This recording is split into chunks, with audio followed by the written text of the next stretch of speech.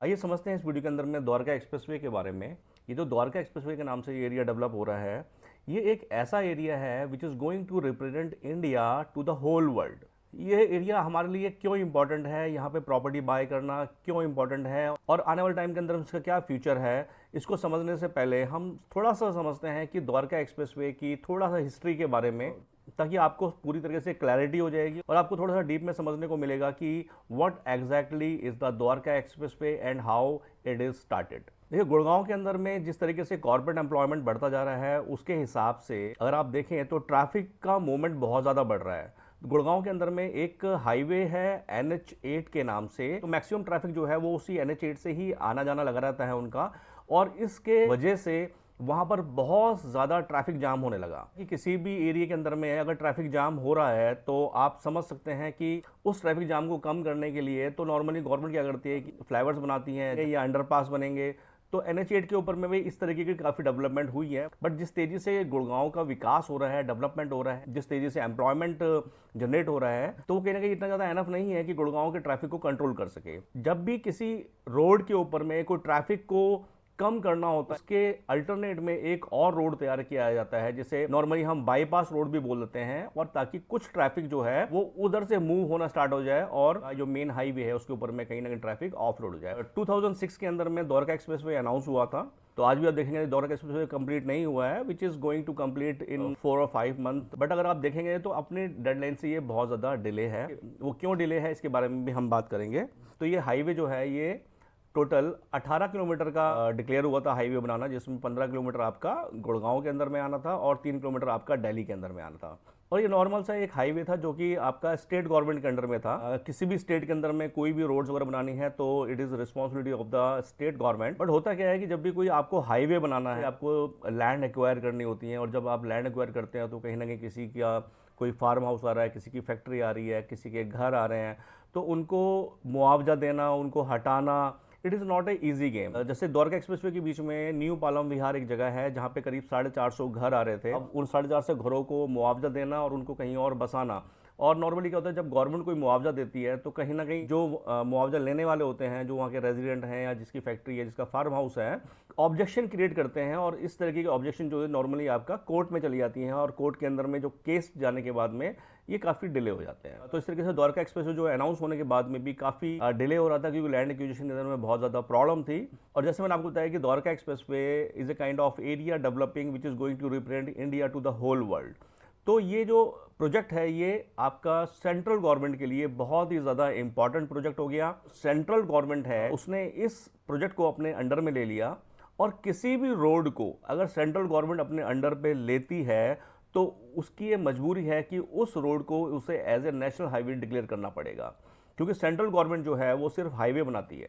तो इस द्वारका एक्सप्रेसवे को नेशनल हाईवे डिक्लेयर किया गया, and now it is called as a national highway 248BB। अब सेंट्रल गवर्नमेंट के पास में आने के बाद में इस प्रोजेक्ट का थोड़ा सा और डिज़ाइन चेंज किया गया, थोड़ा सा और डेवलपमेंट इसका बढ़ाया गया। तो आज की डेट में जो ये 18 किलोमीटर का जो ये रोड था, तो ये अब 30 किलोमीटर का रोड माना जाता है, या एग्जैक्ट बोले तो 29 किलोमीटर का है। जितना भी एरिया इसके अंदर में बढ़ाया गया, जितनी भी रोड की लेंथ बढ़ाई गई है, वो नॉर्मली आपकी दिल्ली साइड में बढ़ाई गई है। द्वारका एक्सप्रेसवे को सीधा कनेक्टिविटी दी गई है आपका NH8 शिव मूर्ति के पास में, महिपालपुर के पास में जो एरिया है, और साथ में एक रोड सीधा कनेक्ट किया गया है इंटरनेशनल एयरपोर्ट के साथ में। द्वारका से एक टनल बनाई जा रही है जो सीधा आपको टर्मिनल T3 एयरपोर्ट लेके जाएगी। तो अब ये प्रोजेक्ट जो है सेंट्रल गवर्नमेंट के अंडर में आ गया। तो अब इसको कौन डेवलप कर रहा है? इसको डेवलप कर रहा है NHAI, national highway authority of India. अब NHAI ने क्या कर रहा है, इस प्रोजेक्ट का जो कॉन्ट्रैक्ट है वो प्राइवेट कंस्ट्रक्शन कंपनी को दिया गया है, जिसमें गुड़गांव का जो पार्ट है उसको L&T डेवलप कर रही है, और जो दिल्ली का पार्ट है उसको J कुमार कंस्ट्रक्शन जो है वो डेवलप कर रहा है। और ये जो द्वारका एक्सप्रेसवे प्रोजेक्ट है ये 5 पैकेजेस में बन रहा है, package 1, package 2, package 3, package 4, package 5। जिसमें पैकेज 2 एंड 3 जो है वो आपका गुड़गांव का पार्ट है, पैकेज 1, 4 एंड 5 जो है आपका ये दिल्ली का पार्ट आता है। ये थोड़ा सा ब्रीफ हिस्ट्री थी द्वारका एक्सप्रेसवे के बारे में। तो एक बार ये गुड़गांव का थोड़ा मास्टर प्लान एक बार समझ लेते हैं।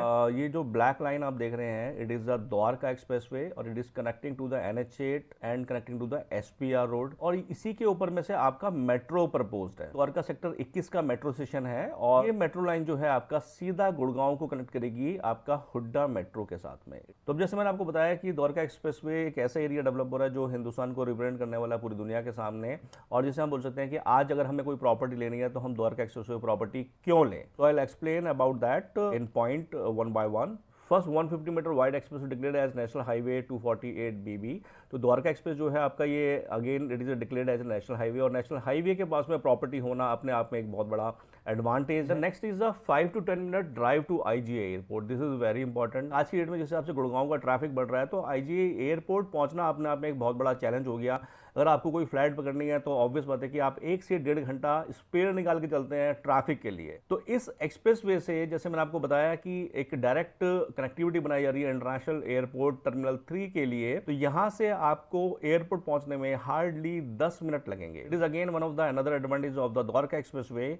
And the next is India international conventional centre. Dwarka sector 25 के अंदर में एक 200 एकड़ के अंदर में एक बहुत बड़ा इंटरनेशनल कन्वेंशन सेंटर बनाया जा रहा है। ये एक ऐसा डेवलपमेंट है जहां पर आपके जितने भी इंटरनेशनल लेवल के इवेंट्स होंगे, इंटरनेशनल समिट्स होंगी, इंटरनेशनल कल्चरल प्रोग्राम होंगे, इंटरनेशनल गेम्स होंगी, ये जितने भी आपके इंटरनेशनल लेवल के प्रोग्राम्स होंगे ये सारे यहाँ पे कन्वेंशन सेंटर में होने वाले हैं। जब यहाँ पर इंटरनेशनल लेवल की एक्टिविटीज़ होंगी तो टूरिज्म भी आपका काफ़ी बढ़ेगा, और जिसका जो फ़ायदा है वो गुड़गांव को मिलना ही मिलना है। और ये जो आईआईसीसी है ये आपका मिक्स डेवलपमेंट है, जिसमें आपका बहुत सारे आपके होटल्स भी होंगे, जिसमें आपके बहुत सारे ऑफिसेज भी होंगे, यानी कि टूरिज्म के साथ साथ में यहाँ पे एम्प्लॉयमेंट भी काफ़ी बढ़ेगा। Now the diplomatic enclave 2। Diplomatic enclave होता क्या है, अगर इसको हम बहुत आसान भाषा में समझें कि ये एक इंटरनेशनल कंट्री का एक ऑफिस होता है जो हमारी कंट्री के अंदर में होता है, यानी कि जिस कंट्री से हमारे एक अच्छे रिलेशन है वहाँ पर भी हमारा अपना एक ऑफिस होता है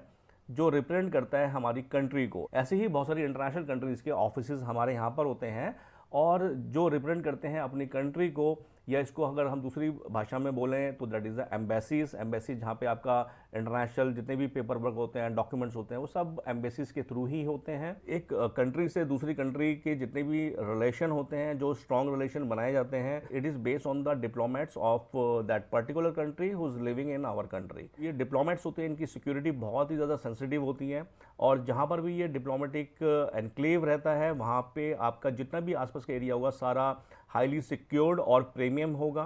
तो ऐसे ही 39 एम्बेसीज प्रपोज्ड हैं आपका द्वारका दिल्ली के अंदर में। तो आप समझ सकते हैं कि जब इस टाइप की 39 एम्बेसीज, 39 इंटरनेशनल ऑफिसेज होंगे यहाँ पे, उसका फ़ायदा गुड़गांव को मिलना ही मिलना है, क्योंकि जितना भी लग्जरी डेवलपमेंट है वो सारा आपका गुड़गांव में ही हो रहा है। अगर इनको रहने के लिए घर चाहिए या इनको शॉपिंग करने के लिए एरिया चाहिए तो definitely Gurgaon is the first priority. Then after that 50 एकड़ स्पोर्ट्स कॉम्प्लेक्स डेवलप हो रहा है। ये डेवलपमेंट भी आपका द्वारका दिल्ली के अंदर में है। रिसेंटली इसका जो कॉन्ट्रैक्ट है ये ओमेक्स को दिया गया है। ये भी आपका एक इंटरनेशनल लेवल का स्टेडियम बन रहा है जिसके अंदर में काफ़ी इंटरनेशनल गेम्स होंगे।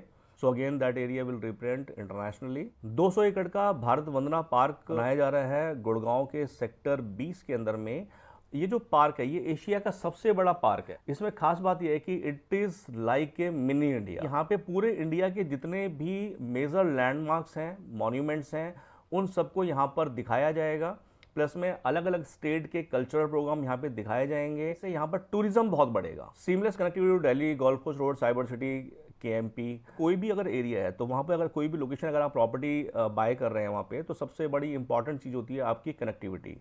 आप कोई गोल्फ कोर्स रोड पे जॉब करता है या साइबर सिटी में जॉब करता है या कोई मानेसर जॉब करता है, तो उसको किस टाइप की कनेक्टिविटी मिल रही है कि सो दैट कि वो अपने ऑफिस में या किसी से मिलने जा रहा है या कहीं और किसी काम से जा रहा है तो उसको थोड़ा सा ईज ऑफ एक्सेस हो।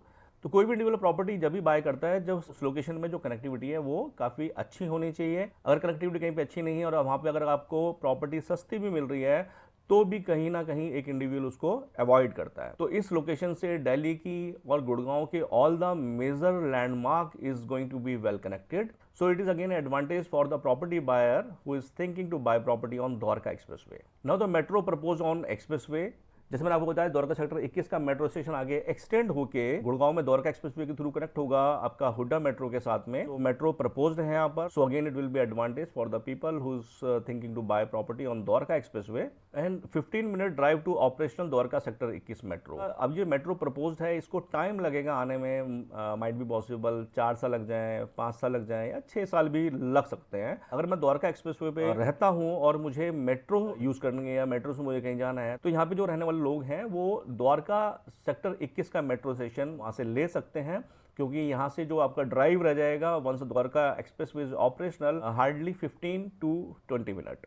Huge appreciation scope, it is very important, क्योंकि बहुत सारे लोग ऐसे भी होते हैं जो इन्वेस्टमेंट पॉइंट ऑफ व्यू से प्रॉपर्टी देखते हैं। अगर आज जिसने प्रॉपर्टी वहाँ पे ली है कि जैसे ही द्वारका एक्सप्रेसवे आपका ऑपरेशनल होगा तो यहाँ पर प्राइस और ज़्यादा बढ़ने ही बढ़ने हैं। जैसे और डेवलपमेंट यहाँ पे होगा प्राइस बढ़ने ही बढ़ने हैं। Once the IICC operational, price आपके राइज होने ही हैं। डिप्लोमेटिक एनक्लेव जिस दिन आपका यहाँ पे ऑपरेशनल होना स्टार्ट हो जाएगा तो भी प्राइस बढ़ने ही बढ़ने हैं इसके। तो आज भी अगर कोई प्रॉपर्टी द्वारका एक्सप्रेस पे आप ले रहे हो, ठीक है, तो अभी आपको यहाँ पर प्राइस एप्रिसिएशन मिलने के बहुत ही ज़्यादा स्कोप है। So guys, these are the major point which I have described that why one should buy the property on Dwarka expressway and what is the future of Dwarka Expressway. So see you in next video. Till then, take care.